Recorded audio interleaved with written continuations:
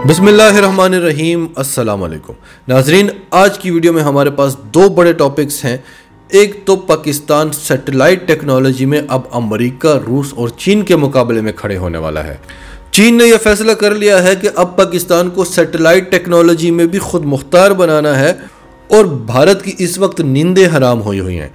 इसके अलावा हम चीन, रूस और पाकिस्तान के इत्तेहाद पर भी थोड़ी सी बात करेंगे और आखिर में आपको बताएंगे कि पाकिस्तान ने IMF के चुंगल से निकलने का फैसला कर लिया है और चीन और रूस ने पाकिस्तान से कह दिया है कि आपको झुकने की या परेशान होने की कोई ज़रूरत नहीं है, हम आपके साथ हैं। तो डिटेल्स आपको बताते हैं। उससे पहले अगर अभी तक आपने हमारा चैनल सच टीवी सब्सक्राइब नहीं किया तो इसे अभी सब्सक्राइब करें और बेल आइकन पर क्लिक करें ताकि हमारी आने वाली वीडियोस आपको वक्त पर मिलती रहें। तो पहले बात करते हैं कि चीन अमेरिका से सैटेलाइट टेक्नोलॉजी में कितना आगे निकल चुका है। द यूरेशियन टाइम्स की खबर है, new headache for US military, China says it's tiny satellite can capture crystal clear images of American cities. अमेरिकी फौज के लिए नया सरदर्द। चीन कहता है कि उसका छोटा सा सैटेलाइट क्रिस्टल क्लियर तस्वीरें खींच सकता है अमेरिकी शहरों की। इस रिपोर्ट में बताया गया है कि चीन के चांद और मरीख के मिशंस के बारे में तो आप सभी जानते हैं। हालिया चीन ने क्लेम किया है कि उसने एक नया सैटेलाइट खला में भेजा है जो अमेरिकी शहरों की हाई रेजोल्यूशन फोटोज ले सकता है। वो अमेरिका में चलती हुई किसी गाड़ी की नंबर प्लेट की सारी डिटेल्स भी देख सकता है। वो एक पूरे अमेरिकी शहर को 42 सेकंड के अंदर अंदर देख सकता है। वो ये भी बता सकता है कि सड़क पर मिलिट्री की कौन सी गाड़ी चल रही है और इसमें कौन कौन से हथियार नस्ब हैं। ये जिस सैटेलाइट की हम बात कर रहे हैं इसका नाम है बीजिंग 3 और ये सिर्फ 1 टन का सैटेलाइट है और ये दावा किया है China national space administration CNSA ने। चीन इस वक्त खला को डोमिनेट कर रहा है और उसने पिछले 5 साल में 150 से ज़ायद सैटेलाइट लॉन्च किए हैं जो एक रिकॉर्ड है पूरी दुनिया में। वो मुख्तलिफ मकासद के लिए मुख्तलिफ किस्म के सैटेलाइट खला में भेज चुका है और अब अमेरिका की कोई भी एक्टिविटी चीन से छुपी हुई नहीं है और फिर जो अमेरिकी सैटेलाइट हैं उन्हें चीन बड़े आराम के साथ तबाह कर सकता है। चीन और रूस के पास ऐसी टेक्नोलॉजीज हैं जो अमेरिकी सैटेलाइट्स को भी तबाह कर सकती हैं और चीन इलेक्ट्रोमैग्नेटिक पल्स वेपन्स के जरिए अमेरिकी सैटेलाइट सिस्टम को डेड कर सकता है, जैम कर सकता है। तो चीन वाकई में अमेरिका के लिए बहुत बड़ा सरदर्द बन गया है। बरतानवी अखबार इंडिपेंडेंट की खबर भी सुन लें, Russia and China are attacking US satellites with lasers and jammers every single day, says top general. नाजरीन, अमेरिकी स्पेस फोर्स के टॉप जनरल डेविड थॉम्पसन ने खबरदार किया है कि रूस और चीन हमारे सैटेलाइट्स पर डेली हमला करते हैं, हर रोज हमला करते हैं जैमर्स के जरिए और लेजर्स के जरिए। हम मुसलसल चीन के निशाने पर हैं और अगले 10 सालों में खला में सिर्फ और सिर्फ चीन की हुकूमत होगी।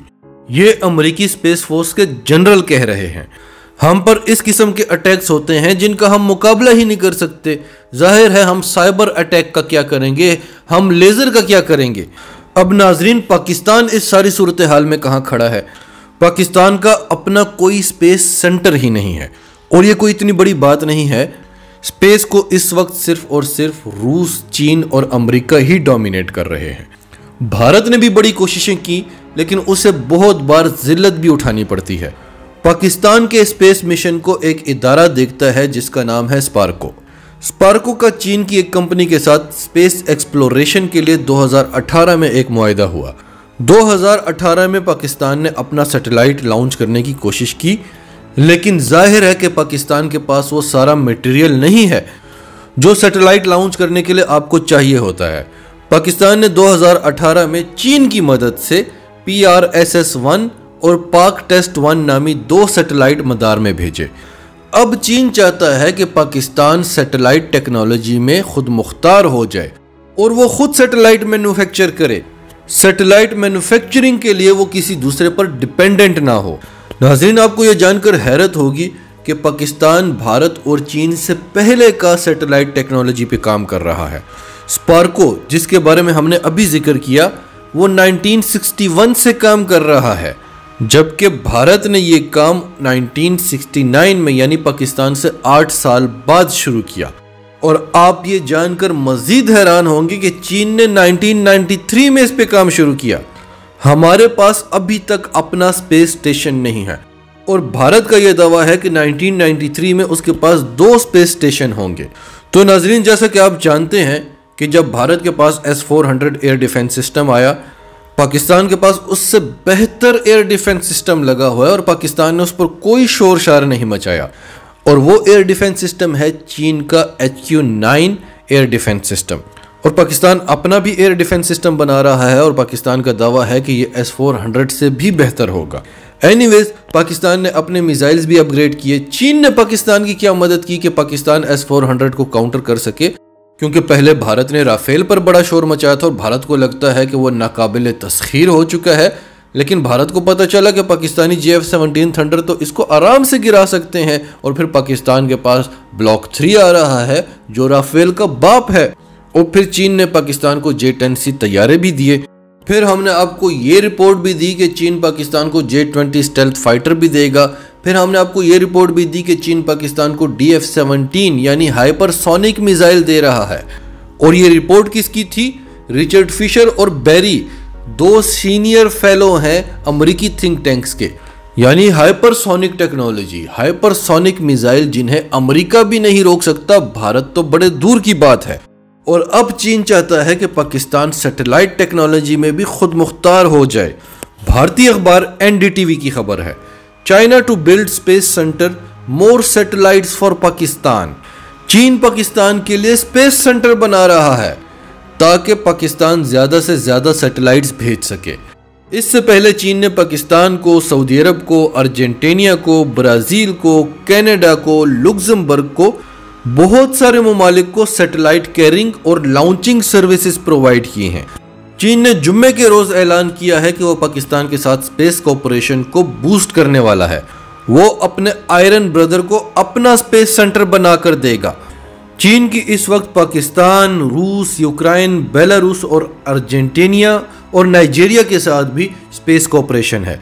नाजरीन, इसमें कोई शक नहीं कि हमारी ISI एक बेहतरीन खुफिया एजेंसी है, लेकिन हम जब सैटेलाइट के जरिए जासूसी करेंगे तो दुनिया जो पहले ISI का मुकाबला नहीं कर सकती, जब ISI के पास वो टेक्नोलॉजी भी आ जाए जो अमेरिका के पास है, जो रूस के पास है, जो चीन के पास है, तो आप अंदाज़ा लगाएं कि फिर ISI का मुकाबला कैसे किया जाएगा। और फिर पाकिस्तान में टेक्नोलॉजी और कम्युनिकेशन के फ़रोग़ के लिए भी बहुत ज़रूरी है कि हम अपने सैटेलाइट्स लॉन्च करें।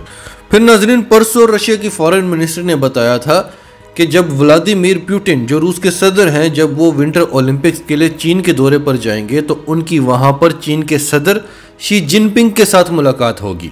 इसके अलावा उनकी किसी और के साथ कोई मुलाकात शेड्यूल्ड नहीं है। भारत ने एक हंगामा खड़ा कर दिया कि इमरान खान और पुतिन की मुलाकात कैंसिल हो गई है। जब एक मुलाकात तय ही नहीं है तो वो कैंसिल कैसे हो गई? खबर तो ये थी कि इमरान खान और पुतिन की चीन में मुलाकात के इम्कानात हैं और चीन की कोशिश है कि सदर पुतिन और इमरान खान की मुलाकात कराई जाए और इनको आपस में मजीद करीब लाया जाए ताकि भारत को हम हमेशा हमेशा के लिए रूस की लिस्ट से निकाल दें। लेकिन भारत इस खबर को ऐसे बता रहा था जैसे ये एक तयशुदा मुलाकात थी और भारत की वजह से रूस को यह मुलाकात कैंसिल करना पड़ी हो। तो अगर आपने भारतीय मीडिया की यह खबर सुनी है तो यह एक झूठी और बेबुनियाद खबर है। विंटर ओलंपिक्स में दोनों रहनुमाओं की मुलाकात होनी है और जिस 1-to-1 मुलाकात का तज्जिया निगार कह रहे थे उसके भी बहुत सारे इम्कानात हैं। या तो चीन इस ख्वाहिश का इजहार करेगा, या पाकिस्तान करेगा, या रूस करेगा, क्योंकि इन तीनों ममालिक, इन तीनों रहनुमाओं के दरमियान एक गहरा ताल्लुक है। ये एक दूसरे से कनेक्टेड रहते हैं और खित्ते के बड़े बड़े फैसले एक दूसरे की मुशावरत से कर रहे हैं।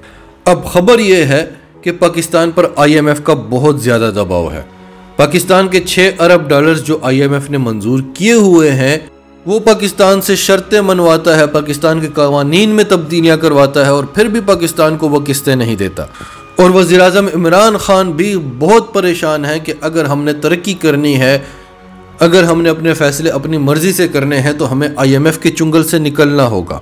लेकिन मुल्क की मईशत के जो हालात हैं और जिस तरह से माजी में पाकिस्तान को फंसाया गया है कि पाकिस्तान IMF की मर्जी के बगैर चल ही ना सके, तो इस सारी सूरत हाल में हमारे पास क्या ऑप्शन है कि हम IMF को आंखें दिखा सकें।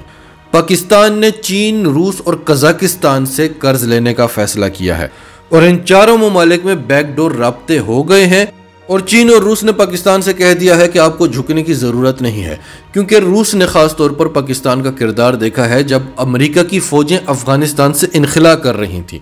पाकिस्तान का जो रवैया था, ये रवैया आज तक रूस भी अमेरिका के साथ नहीं रख सका।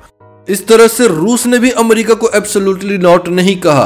पाकिस्तान अमेरिका को अड्डे देने से इनकार कर रहा था और वहां पर रूस अमेरिका को ऑफर कर रहा था कि हमारे मुल्क में अड्डे बना लो। तो अब जब रूस और चीन देख रहे हैं कि पाकिस्तान मजबूर है और उसे अमेरिका के सामने झुकना ना पड़ जाए, तो रूस और चीन पाकिस्तान की मदद को तैयार हो गए हैं। और रूस वो मुल्क है ही नहीं जो दूसरे ममालिक की फाइनेंशियल मदद करते हैं। चीन तो दुनिया की दूसरी बड़ी इकोनॉमी है, लेकिन रूस ऐसे काम नहीं करता। रूस ने भी पाकिस्तान को $1 अरब देने का फैसला कर लिया है। कजाकिस्तान भी पाकिस्तान को $1 अरब देगा और चीन पाकिस्तान को $3 अरब देगा। $3 अरब पाकिस्तान ने अपने रिजर्व्स में रखने हैं अपनी मईशत को बेहतर करने के लिए, और $2 अरब पाकिस्तान ML1 रेलवे प्रोजेक्ट पर लगाएगा।